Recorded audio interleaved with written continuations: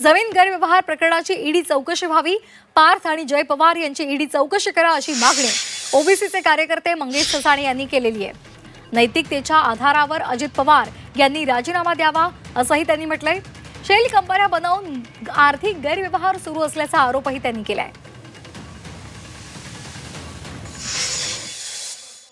या अजित पवार आणि अजित पवारांच्या पोरांची चौकशी केली पाहिजे। या पार्थ पवारवर ही मनी लॉन्ड्रिंग आहे, याच्यावर ईडीची चौकशी केली पाहिजे, सीबीआय प्रोब आला पाहिजे, सर्वांना समान न्याय दिला पाहिजे, ज्यांनी गुन्हा केला त्याला आरोपी केलं पाहिजे।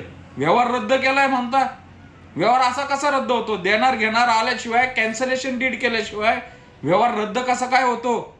म्हणजे चोरी केली, चोरीचा ऐवज फक्त माघारी दिला आणि चोर मोकाट। वारे फडणवीस साहेब तुमचा न्याय। त्यामुळं या अजित पवारचा जो पोरगा आहे पार्थ पवार याची चौकशी करण्यात यावी। ह्या ईडीचा प्रश्न आहे, हे शेल कंपन्या करून मनी लॉन्ड्रिंगचा हा प्रकार दिसतोय। तर सर्वप्रथम अजित पवारांनी नैतिकतेच्या आधारावर राजीनामा द्यावा, या पार्थ पवार जय पवार यांची चौकशी करावी। अशा किती शेल कंपन्या काढल्यात आणि अशा या सगळ्या उद्योग करून अशा शासकीय किती जमिनी यांनी लाटल्यात हे सगळं बाहेर आलं पाहिजे।